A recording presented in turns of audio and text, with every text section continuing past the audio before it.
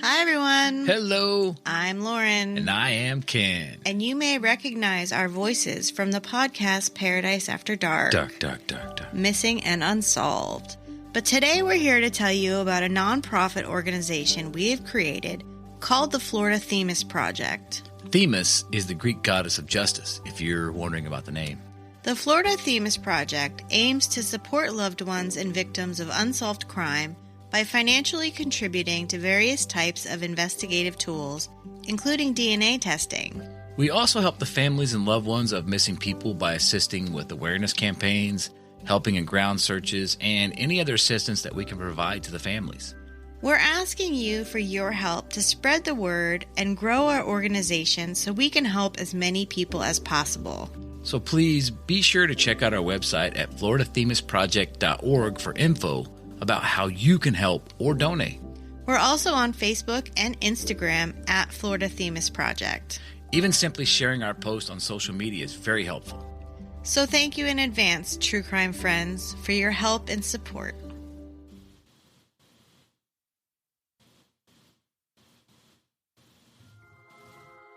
Hi, everyone. Hello. I am Lauren. I am Ken. And this is Paradise After Dark. Dark. Missing and Unsolved. This is a Tomahawk Media production covering true crime, missing people, unsolved crime, and cold cases. Please check out our website, paradiseafterdark.com. On the website, you'll find links to all of our episodes, even the archived episodes, our mailing list, merch store, and links to all of our social medias. On the website, we also have a virtual tip jar, so you can leave us a tip and we'll give you a shout out on the show. Another way to support this show is to join our Tomahawk Media Patreon. On Patreon, you'll receive early and ad-free episodes for all of our Tomahawk Media shows. And depending on what tier you choose, bonus content and even special gifts from us might come right to you. Yes, and you can find our Patreon at patreon.com/Tomahawk Media. That's PALMAHAWK Media. There's also going to be a link in the show notes. Welcome back, everyone. If you haven't listened to part 1 of this episode, it's very important that you do so before continuing on here. We're going to jump right back into where we left off with our interview with Vladek's sisters, Jody and Bethany. So law enforcement doesn't believe that there was any crime committed here. Is that correct? I haven't found any evidence to show a crime committed, no. No. Well, that's a good question, because that would seem promising. If they've actually investigations and they're not finding anything, then that means that he's out there somewhere and he's there. Yeah, you know what I mean? I believe he's out there somewhere. I just need to know if he's okay. But at the same time, I honestly, the law enforcement investigation so far, they did a great job with searching the woods. They did a great job with that. But they did have Vladek's phone from November when he disappeared till February. And when they finally gave his flip phone back to me, I asked the detective if they were able to reach out to anybody that Vladek had been in contact with. And the detective looked at me in the eyes and said, "No, I thought you did." And so, yeah, I don't know how much of a deep investigation that they've done. They had my dad's laptop that he shared with Vladek. I will say that the laptop had been broken probably a good year before Vladek went missing, but they had that also with them, and they gave it back to us, and they said they couldn't get it to work because my dad said it was broken when he gave it to them. But when we got it back, we plugged it in and it turned on just fine. So the laptop it's just has to be plugged in order to that was turn the on. only thing. That's the only. So it's like, they didn't even plug it in. I just think there's just this automatic assumption. If there's a man who goes missing, they're okay. They're allowed to leave. Like they didn't commit a crime. You know, there's just not as much attention or concern, I feel like. And so a lot of time is missed in the beginning. You know, our family didn't find out Vlad had a trespass warning from the coffee shop until February, 3 months later. Or yeah, 3 months later. You know, I don't know when it was Orange County sheriffs had done the trespass warning themselves, you know, and so they saw him walking off and they saw the direction in the body cam video where he was walking. They could have asked, you know, other businesses for their camera footage and they never did any of that. So Well, that was one of the questions that I had, is I was going to ask how helpful law enforcement has been, and like how are they when interacting with you? And like when we were at CrimeCon and I got to talk to you, Bethany, at the booth, it really surprised me when you said you handed me the flyer. You said my brother's missing. We had conversation, and that was it. Once you handed me that paper, I saw his face all over CrimeCon. And that was a great thing, but it blew me away because it's, like if you were a Gabby Petito or something like that, I mean, it just really hits the media and it blows up. But I honestly had never heard of Vlad until we had spoke that day. Yeah. And when I had, going back to what Jody said, that meeting, February of 2022, just a few months after Vlad disappeared, is when we met with law enforcement. And I had asked them, before I knew about the trespass, I had asked them if they were able to get access to any surveillance footage or camera street footage or street lights or anything, especially because Vladek is known to frequent businesses on University 2 to 3 times a week. Like, he was a regular. Like, start with those businesses, see if you see him anywhere throughout the week that we were gone. And the detective said that would be too much footage to look through. But like, then finding out that he was seen on body cam footage, had, the trespass warning, having a starting place to go from, even of where they could have started from, really hurt. And especially being 3 months later, that footage is gone from neighboring businesses. So we weren't able to access anything. But I'm so grateful to CrimeCon. They had check out to me because I was curious to see like how many people had attended CrimeCon in Orlando this year. And they said that it was attended by just over 5,000 people.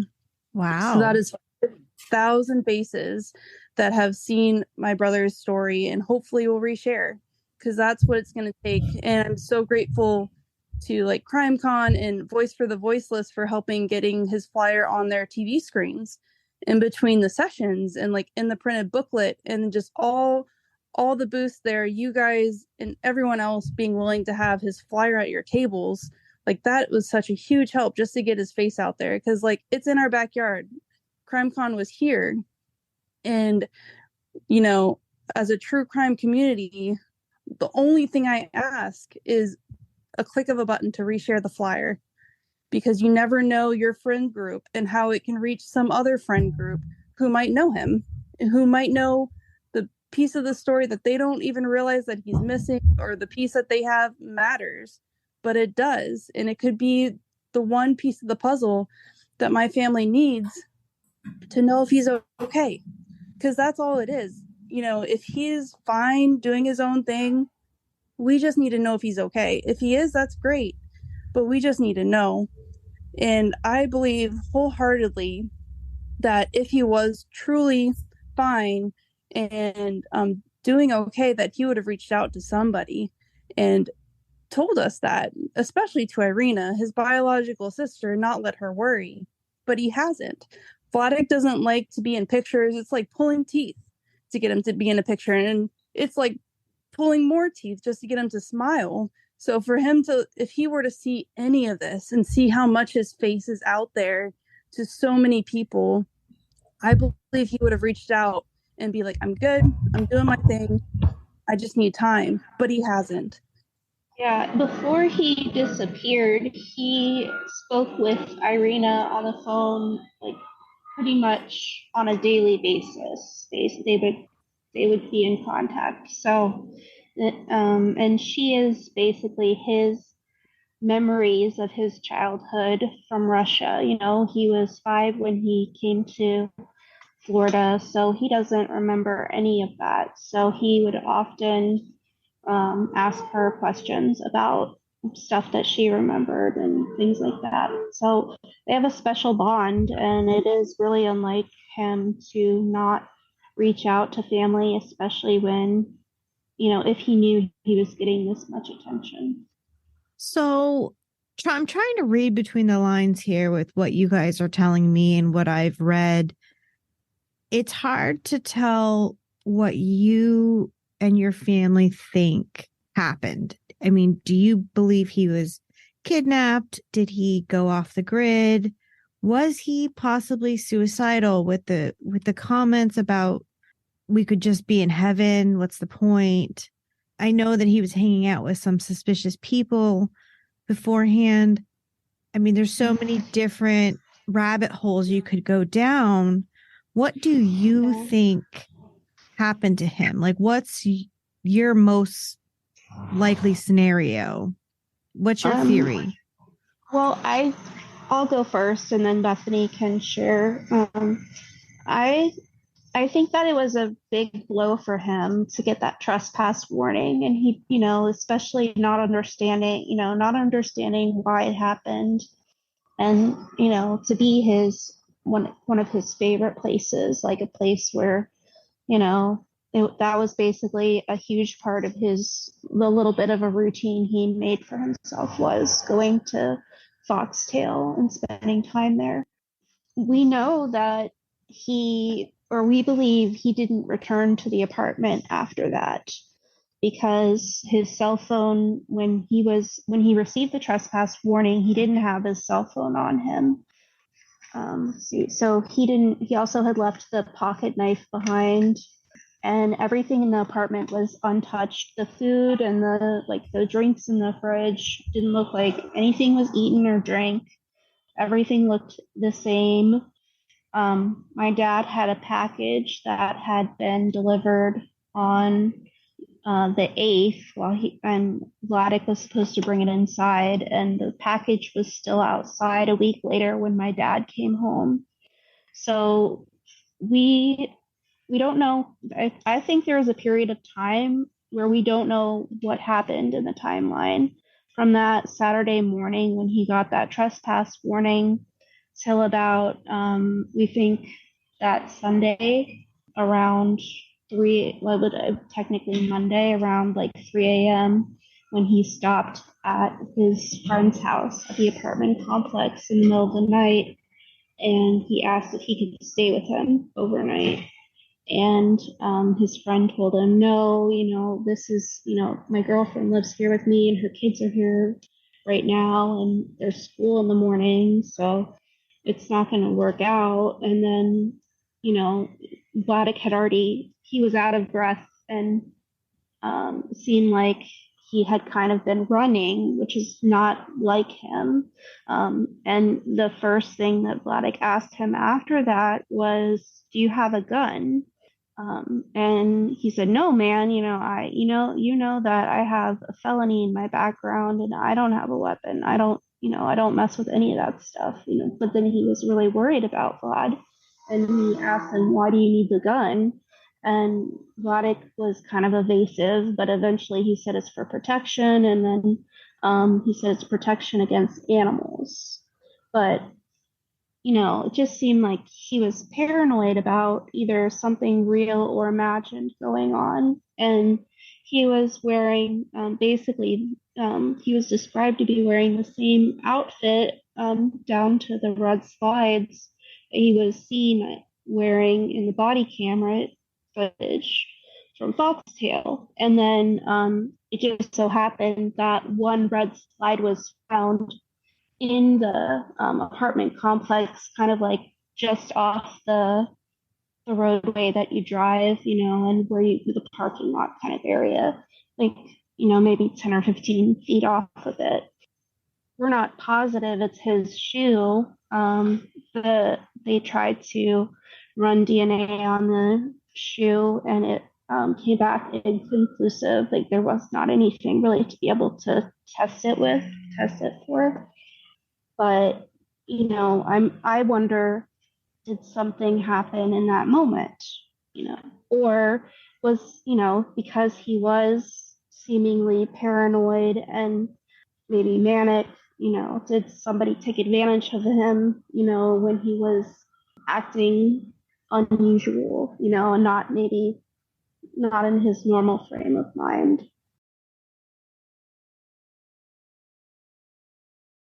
And like, I wonder if he was afraid of someone, because like a couple of days before Dad left town, that's when he bought the pocket knife, and Dad asked him about it, and he said it was for protection. And then, he was trying to stay at his friend's house that worked at the restaurant, a couple days that Dad was leaving town. Like it seemed like he didn't want to be at the apartment. And then just trying to stay at the friend's house, another friend, on the 15th. It seemed like he was paranoid. It seemed like he was afraid of being there alone, kind of thing. Especially like asking for the weapon. And This like, I is the agree first with you. that I've heard about the gun. That's not very well known detail, is it? It's not in the timeline. I don't know if maybe because it was part of like information we got from collateral. We might not have put it in there. Yeah, I but don't remember. I spoke with his friend on the phone myself, actually, and I mean the police interviewed him also, because they interviewed everybody who lived at that complex.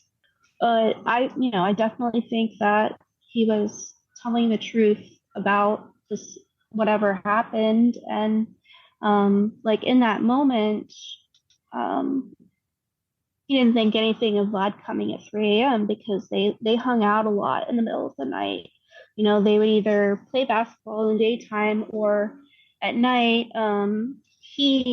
His friend liked to do this poi, it's called, like light kind of thing. He had a hobby, and Vladek can't sleep. So Vladek would always be walking the parking lot in the apartment complex at night. And so they became friends, and they would talk a lot at night. So it wasn't unusual for him to show up that late. But then I don't think he really thought about it again until the police came, and he realized Vladek disappeared, and then he got really worried.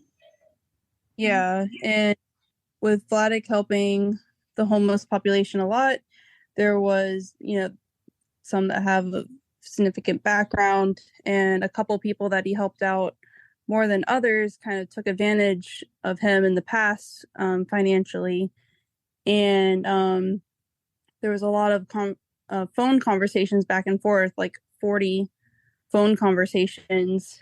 And then that's when Vladek, quote unquote, broke his phone and went without a phone for 5 weeks. And then when he got a new phone, he got a new number instead of keeping the same number. And there was no more contact with that number again, almost like he was trying to create space. And he was known to carry around, bills and cash. So like, I worry that maybe, someone wanted more than what he could provide, and he was trying to create some space, and maybe he worked it up in his mind where it's more than what it was, and he's afraid. And maybe he did have a psych break kind of thing, him being that age, and maybe everything just kind of compounded onto each other. Your early 20s is when you could have your first psychotic episode. So, and I know that right before my dad left, he was talking really in a manic way, I guess, with my dad, and talking about angels and demons. And my dad was worried. Like he told me he was worried, and he's like, I don't know what he's like. I can't follow what he's talking about. And I told my dad, if you're really, really worried, you can call the police and have them do a wellness check. And he's just like, no, I'm not going to do that because, Vladek's going to be able to, he'll say he's okay and they won't, they won't see anything's wrong. And then I also mentioned, he could try to ask him or, try to convince him more to go on the trip with them instead of staying home by himself, but he didn't want to do that.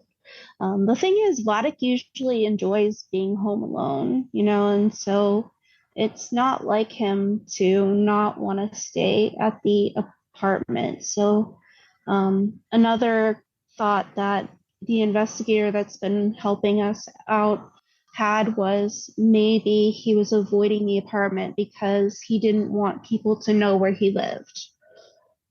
So that's also a possibility. I mean, my dad and him, they only had one apartment key, so they had a habit of leaving the door unlocked to the apartment. So the apartment was not very secure. So that could be a thing too. That would make sense to me in the aspect because you said that he, bought the pocket knife, so he felt like maybe he felt threatened by something, or he said he needed protection. But yet, if no one's at home, that would make sense if he was going to someone else's house and saying, hey, can I crash on your couch for a couple nights? Maybe he didn't want to go back to the apartment. So that would make sense. Yeah, for sure. I have one other question on your timeline. It says November 15th that Vladek reportedly went to someone else's apartment in the complex and said he was going off the grid. Has that been confirmed that it was November 15th? Because that's that puts a whole different perspective on the timeline, because we're assuming that he went missing right after he left the coffee shop. The sheriff's office go off of November 15th. My family just goes off of November 6th because that's when he's last seen on camera. The idea of the package as well, correct? Because it came in on the 8th? Right. Okay. There was another potential sighting on Friday the 12th, and then that one of the 15th. So the maintenance worker called my dad. We had just put up flyers after we reported him missing. We were putting up flyers in the apartment complex area, and the maintenance worker called my dad because his dad's number was on the flyer and left a voicemail and said, hey, just want to let you know, I saw Vladek last Friday. We talked for a bit, that kind of thing. So we had later on, we tried to kind of square down what last Friday meant. But, at the time we weren't really thinking last Friday could mean many things to many people. It could be this past Friday. It could be 2 Fridays ago kind of thing. Yeah. It wasn't, later on, he couldn't really remember exactly which Friday it was, but that was months later. But we had always thought that he meant the 12th, but, having the package there a couple of days after the trespass thing happened. And then, that encounter with the maintenance worker would have been that following Friday. And you literally have to you literally have to walk by my dad's apartment door to get to the basketball court. It's maybe 20 feet, his doorstep to the basketball court. So you would see the package, and that was still outside. So we kind of wonder, well, maybe the maintenance worker really meant it was Friday the 5th, the day my dad left town. The guy in the apartment complex is also a friend of Vladek's, and the sheriff's office interviewed him, and he seemed to think that it was Sunday the 14th, early into the morning of Monday the 15th, of when Vladek had stopped by his door, but wasn't 100% sure kind of thing. And what he had described Vladek wearing was very similar to what he's wearing in the coffee shop video. So that's why there's a lot of uncertainties for my family of we were gone, so we can't really say for sure when he truly went missing. But since he's seen on camera on November 6th, that's the anniversary date, if you will, that we go off of, just because we can see him. We have proof he's seen that day, and there's no question about it. But as far as exactly the date, we can't really say 100% for sure, like my family, but the sheriff's office does go by Monday the 15th at 3 a.m. at the apartment complex. I was just going to say really quickly, after the 6th, there was no other, he didn't use the credit card. He didn't use the phone again because the phone was at the apartment and it was just left off the charger and it was dead. So there's no kind of digital trace of him after the 6th either. Right, because text messages from the 6th on were left unread. The missed calls were from that day on. Like Arena was the last call that they had, early mornings of the 6th. It was a normal conversation. And then she had called him back, that night, Saturday night on the 6th, and he didn't answer. And she called him, she blew up his phone like multiple times trying to reach out to him, call him, all missed calls. So it was all left unread and missed calls from the 6th on. And yeah, the dad left Vlad with a credit card, and the only charge on that credit card was from Foxtail. There's no other charges since then. So it really seemed like everything stopped from that day, because like even when you look at the body cam footage, everything that's seen on him is still missing. Like he pulls out the contents of his pockets and he has his like Bank of America card, his ID, the card that he used at Foxtail is all still unaccounted for. The clothing that he's wearing is still unaccounted for. The red slides, they found one potentially. If it's his, it's a good likelihood it's his because it's about the same size at the wood line of the apartment complex. But like that's it. Everything else, he tells the officer that his phone is at the apartment, and like on his person there was no pocket knife during the trespass warning because that was all still at the apartment when my dad got back.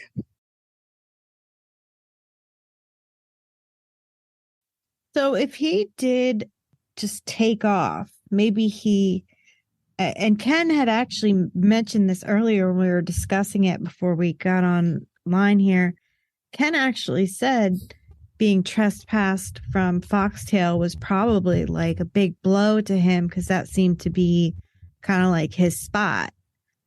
It just hypothetically, if he were to have some kind of, if that were the straw that broke the camel's back, maybe he had some kind of psychotic break, where would he go? And do you think he would be capable of surviving out there on his own? I know another thing that we discussed that I kind of want to get your opinion on is if he did have a relationship with the homeless community, could he have kind of integrated with them? Probably, I would say left the Orlando area, but I mean, with the aid and the help of that community, I'm sure that they have their ways and their connections to get from here to there. What do you think of any of that? Yeah, so the biggest thing with Vlad is he is a very clean person. He does like to take at least 2 showers a day, and he's very OCD about some things, and OCD about germs and that kind of thing. And he's also is afraid of the dark, especially from his childhood trauma kind of thing. So I don't believe, like, he's always had a pipe dream of, hiking the Appalachian Trail and all that. I don't think he would actually go through with that, just with all of that in mind. The interaction on the 15th said that Vladek told him, I'm going to go off the grid. In my mind, I see that as more of a digital footprint that he's trying to hide from somebody that he's afraid of than necessarily roughing it kind of thing. It does seem like he was in fear of someone and that he was trying to avoid someone. We are nearly 2 years later, though. So by now, is he more, with the homeless population now? Quite possibly. Could he have gotten entrapped in something like drugs or something by this point in time? It's quite possible. Like, anything is up in the air for right now. But I think originally, I don't believe he went off hiking into the woods kind of thing. It's just not mesh with his personality at all. when he has said about when he's talked about the Appalachian Trail, I have a friend whose husband actually trained to hike the trail, and he's hiked on the trail. And so I offered to hook him up with a friend if he wanted to talk to him to learn more about that. But he's like, oh, no, I'm just going to go in the Appalachian woods. I'm just going to go in the woods. So I don't know really how developed his dream of hiking the trail was, Also, like, his personality is one that he likes to kind of say big things growing up to kind of see people's reactions to things. So I think it was kind of also trying to see how people would react to things that he would say to get their, knee-jerk reaction on a lot of things. So I don't think a lot of it was truly what was his goal in mind. It was just kind of seeing how things played. I don't know if that makes sense. No, that makes sense.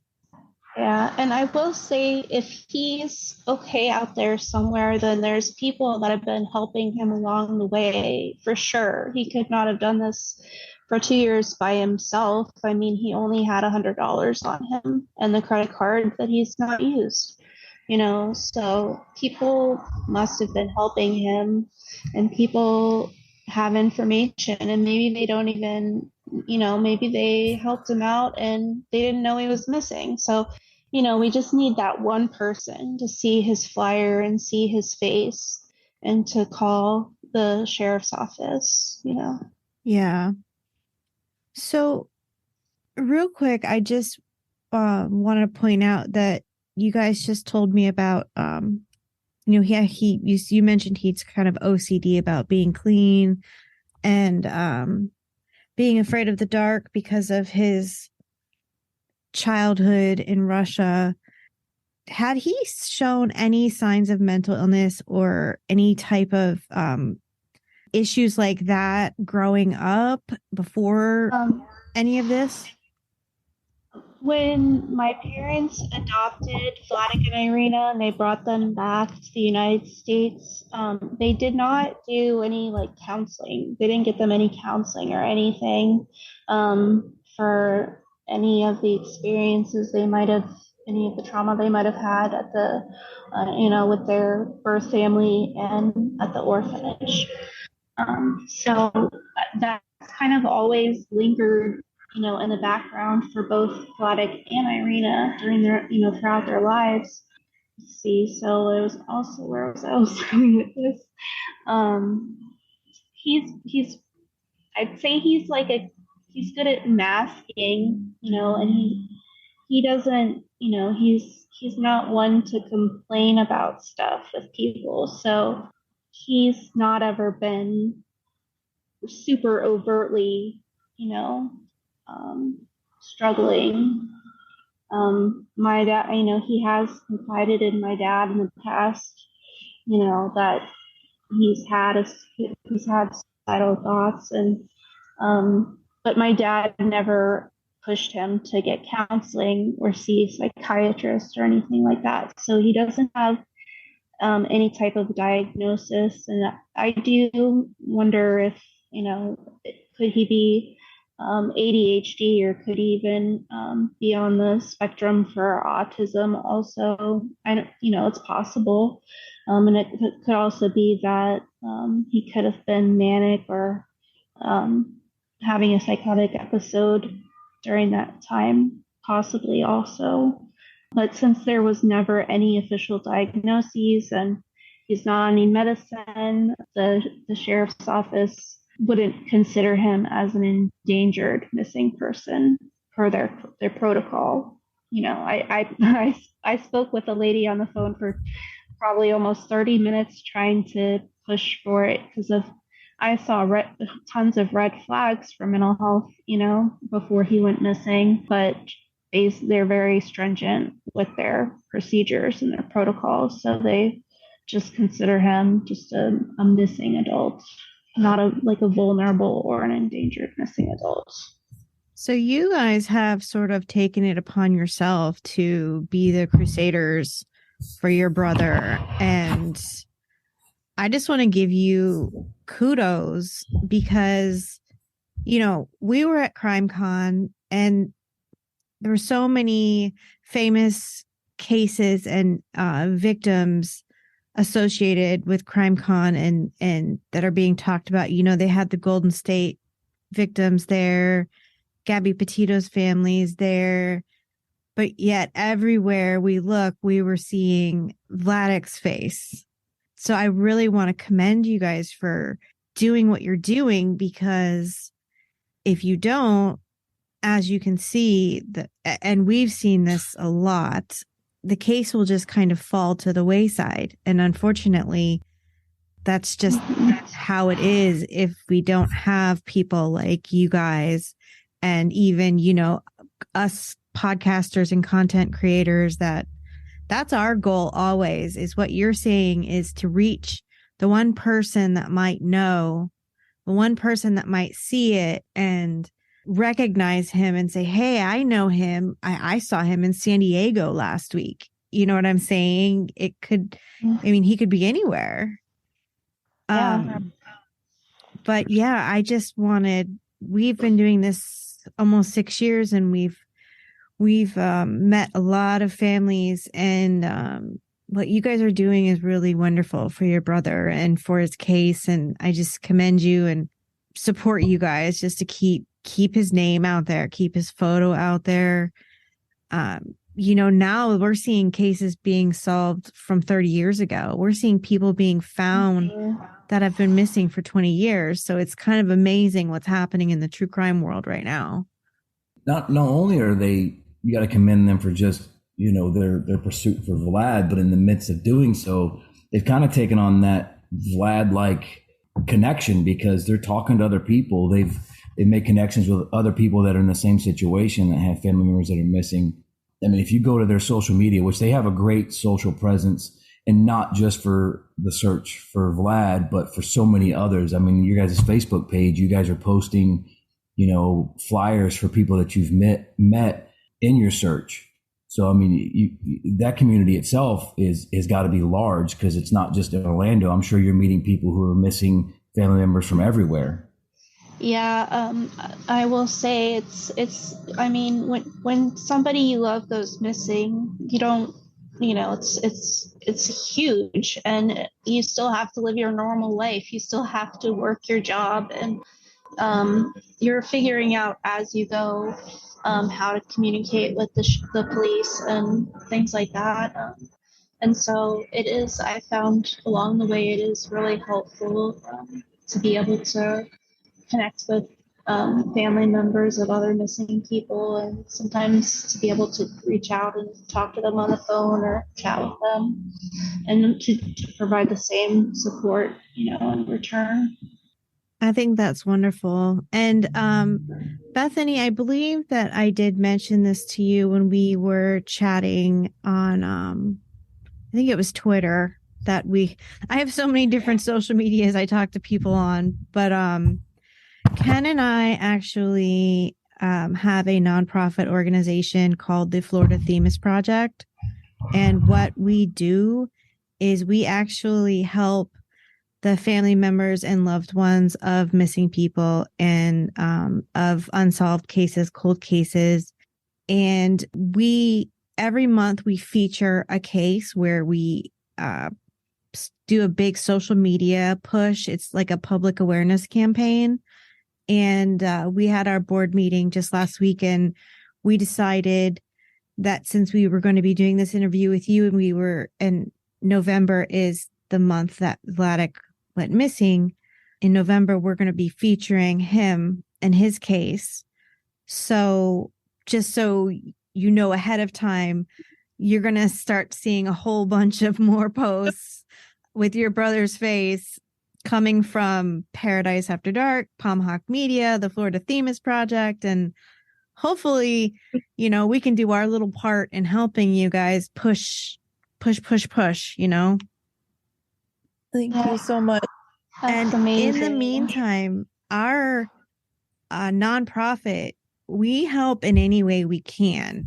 Like if there is another search coming up, or if you guys need flyers printed, more flyers, things like that, pretty much anything that we can help with, we will. So I That's want to make sure that you know that we are an available resource for you and your brother. Well, one thing about our board is everybody that's on there is just so compassionate and so willing to help. So a lot of times they're just, anytime we get an opportunity, we can do that. And we definitely want to do that too. He's lucky to have, such a wonderful family that kind of wants him to come home or at least know he's okay. So that's a pretty amazing thing. Thank you, guys. Is there anything else that you guys want to say? Just that, Vladek is the friendliest person you'll ever meet. There's been so many people that have reached out to me on social media that remember interactions with him, and they've all been interactions before he went missing, but still it gives me hope that his personality is one that people remember. Like, there was one person that had said that, they reached out to me on Reddit and was like, is this your brother's phone number? Oh my gosh, I didn't realize he's been missing. He approached me at the gym. We started a conversation. He wanted to know about me. And that was kind of it. And sure enough, that was Vladek's phone number that they had listed there. So it just gives me hope that people will remember him. They just need to know that he's missing. And that's the uphill battle because, there's so many people here in Orlando that don't know about Vladek's case.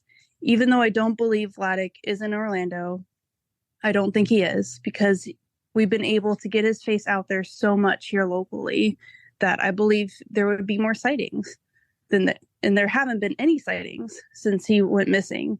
But I do believe that there are people here that might have pieces to the puzzle that they don't realize that are important. They might not even realize he's missing. And reaching those people to get those pieces to kind of fill in a bigger picture of what happened is what's going to be key to finding him. Because it's really going to boil down to strangers coming together and helping to find Vladek. Vladek had always had such a heart for others around him, strangers around him. And now it's strangers that need to come around him to help him. And as John Lorden, another podcast that we've done, he kind of coined the phrase that it's a team. We're all on Team Vladek. And that's really what it's going to take, is a click of a button, sharing his flyer to reach a friend group, to reach a person that has more information. So thank you guys in advance for resharing his story and resharing his face, because it's through your help that I can know if my brother is okay or not. So thank you guys. Well, thank you. And thank you for trusting us to tell his story. And thank you for being so candid with us. And we're going to do the best we can to get this out there and in as many ears as possible. Really appreciate it, y'all. So much. If you or anyone you know has any information about Vladek Hasel, please get in touch with the Orlando County Sheriff's Office at 407-254-7000. All right, everyone, that's it for this episode. Please remember to check out our website for links to all of our social media, our Patreon, our merch store, and much, much more. And please make sure to subscribe to the show on whatever platform you're listening on and rate and review. This really helps us branch out and reach a wider audience. And as always, thank you all for listening to Paradise After Dark. Dark, dark, dark.